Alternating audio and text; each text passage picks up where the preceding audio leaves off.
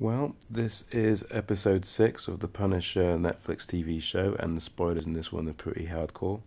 Going straight to the top would probably be the Judas goat himself, as named after the episode.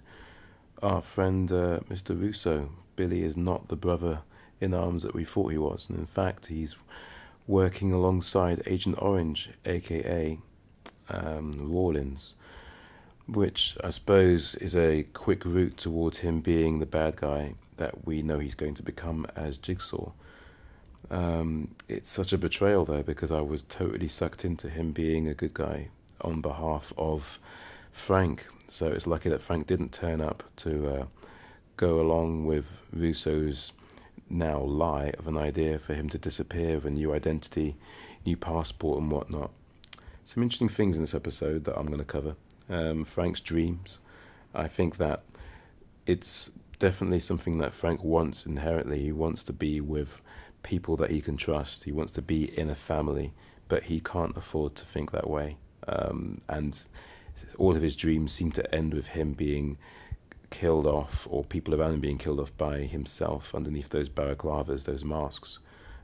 It's not only tragic that he can't find a safe place within his slumber, because what's really tragic is that he wakes up into his reality over and over again, and that coping mechanism that he wants will probably end up being him being the Punisher.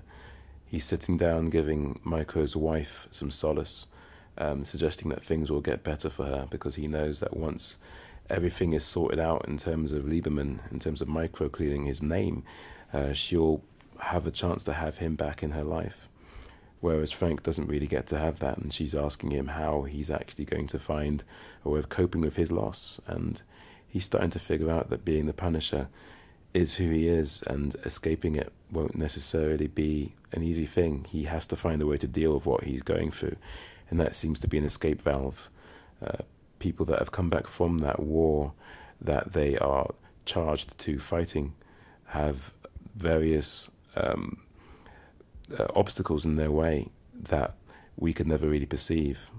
One of those people being Lewis, the very young, opinionated and angry soldier who's found out that the person who gave him these ideas about what his country owes him never actually fought in the war, the man O'Connor, who was in the circle of veterans.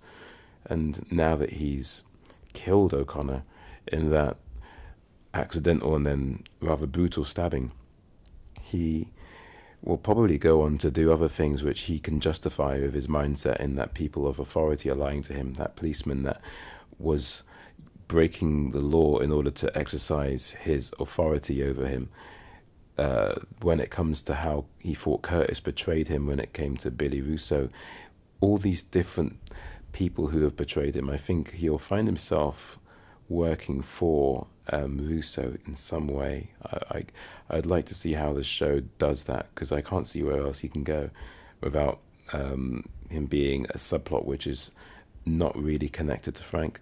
And let's face it, he would have to be connected to Frank for his subplot to really truly serve a purpose, in the way that I think writing normally goes.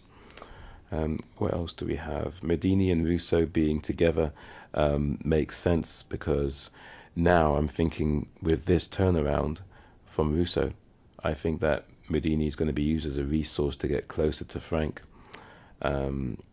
We can now see why Russo was so involved with Medini in that heated exchange after they made love. He really is afraid of Frank. Not afraid for Frank, but afraid of him. And we'll see where that goes, I think. Micro's son being unable to cope with the reality of what people are saying about his father, coming out as that tantrum when he is accusing his family of being snitches and whatnot and hitting the sister. That was really hardcore. I think Micro is definitely a character that is a worthy secondary character to Frank, because he's seeing so much of his family go through crap and not being able to do anything about it. He's, as I think of it, he's got a much more of a problematic psychosis than Frank. because Frank is very much hardened to his pain, whereas Lieberman feels so much and can continually see his family going through torture. Maybe it's not fair to really put them up against each other in that way. Pain is a subjective thing, obviously, and to weigh one's pain against someone else's, I guess it's a deepening hole. But what I'm trying to say is that I feel bad for Micro, and the show's been very good at communicating his loss of a life. I think that could be about it for now. I think we'll see more in episode 7 once I watch it. Check out the links to Luke Cage spoiler reviews and Twin Peaks spoiler reviews, and if you do like underground rock and roll based in London, then check out the links, and if you haven't discovered it, you know exactly what to do.